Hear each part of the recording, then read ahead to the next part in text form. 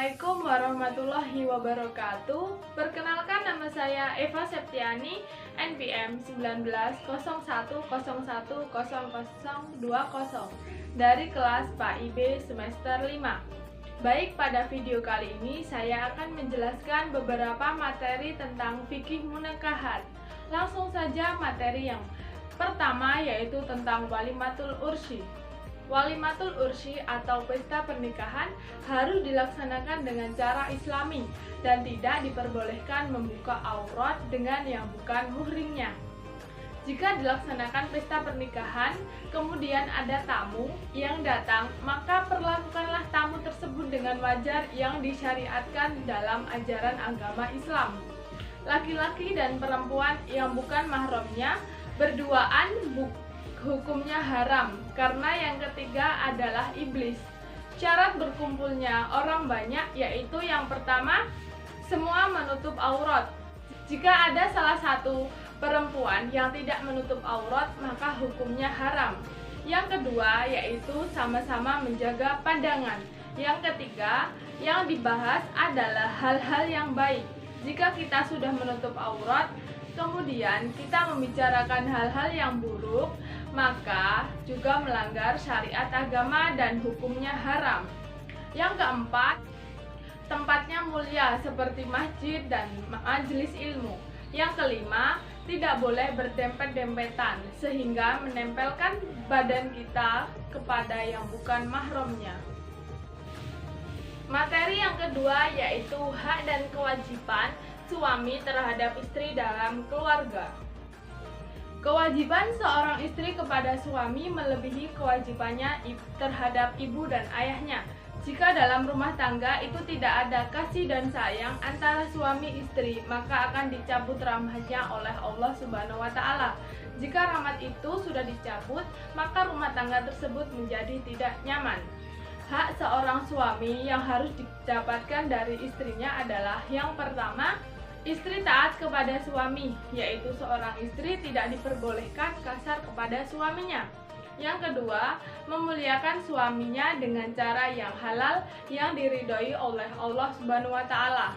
Yang ketiga, menghargai seorang suami. Yang keempat, memandang suami dengan pandangan kasih sayang. Kewajiban seorang suami kepada istrinya yaitu memberikan nafkah baik lahir maupun batin. Antara suami istri, keduanya memiliki hak dan kewajiban masing-masing. Maka dari itu keduanya harus sama-sama menunaikan kewajibannya dan dipatuhi haknya. Kewajiban istri secara khusus adalah mengurusi dan melayani suami. Materi yang ketiga yaitu hak dan kewajiban istri terhadap suami dalam keluarga. Kewajiban istri pada suami yaitu patuh kepada suami dan berusaha setiap saat bisa melayani suami. Pelanggaran seorang istri terhadap suami adalah pelanggaran yang sangat besar. Allah Subhanahu wa Ta'ala murka terhadap istri yang durhaka kepada suaminya. Kepatuhan seorang istri kepada suami adalah kepatuhan kepada Allah Subhanahu wa Ta'ala. Imam Bukhari meriwayatkan sebuah hadis yang artinya, tidak diperkenankan seorang wanita untuk melakukan puasa sunnah sementara suaminya ada bersama kecuali meminta izin kepada suaminya untuk melakukan puasa tersebut. Dari hadis di atas dapat kita simpulkan bahwa betapa agung dan mulianya hak suami dan pelanggaran terhadap hak suami adalah pelanggaran paling besar. Maka para wanita hendaknya patuh terhadap syariat yang telah diajarkan oleh Rasulullah SAW. Materi yang keempat yaitu nafkah, kiswah, dan tempat tinggal bersama. Suami memberi nafkah tidak hanya cukup tetapi bisa lebih jika ada. Dan seorang istri tidak boleh menuntut dari pemberian nafkah tersebut karena sudah diberi nafkah oleh sang suami. Dalam bahasa fikih ada tuntut menuntut jika suami pelit. Jika suami pelit dan tidak mau memberi nafkah, maka hakim dan mahkamah turun tangan untuk memaksa suami tersebut mengeluarkan nafkahnya. Jika tidak mau, maka hanya ada dua pilihan, yaitu mengeluarkan nafkah atau cerai, karena seorang istri membutuhkan nafkah tersebut untuk memenuhi kebutuhan hidup sehari-hari. Nafkah dalam hal ini meliputi makanan, tempat tinggal, dan pakaian yang menutupi aurat.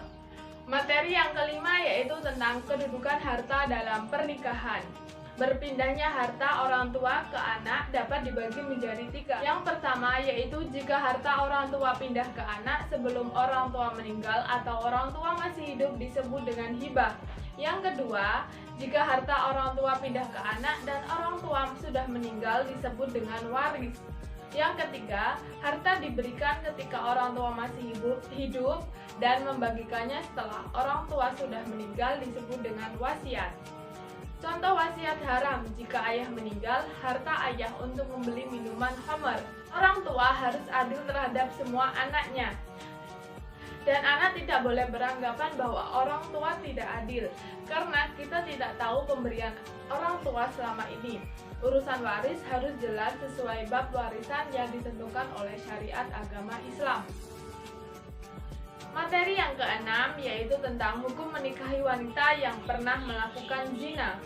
Yang tidak diperkenankan jika kita menikahi pezina yang tidak pernah bertaubat dari perbuatannya tersebut, karena itu adalah serendah-rendahnya wanita.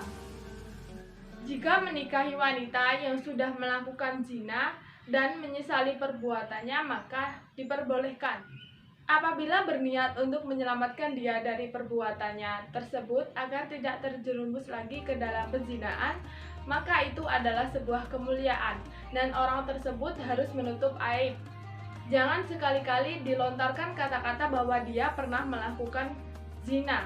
Harus ditutup aib tersebut ketika masih hidup sampai dia mati.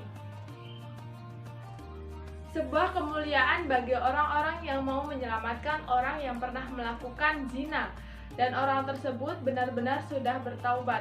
Karena pintu maaf Allah Subhanahu wa taala luas, maka bertaubatlah jika kita melakukan zina. Materi yang terakhir yaitu tentang perjanjian pernikahan. Jika sebelum melakukan pernikahan ada perjanjian, maka harus dipatuhi perjanjian tersebut. Seorang istri boleh atau berhak meminta cerai jika seorang suami melanggar janjinya tersebut karena menikahi wanita lain. Tetapi bukan berarti suaminya tidak boleh menikahi wanita lain. Tetapi diperbolehkan, hanya saja seorang istri punya hak untuk meminta cerai dari suaminya. Jika tidak ada perjanjian dari awal pernikahan, maka seorang istri tersebut tidak diperbolehkan meminta cerai dan hukumnya haram. Demikian yang dapat saya sampaikan beberapa materi tentang fikih munakahat. Semoga dapat bermanfaat. Saya akhiri. Wassalamualaikum warahmatullahi wabarakatuh.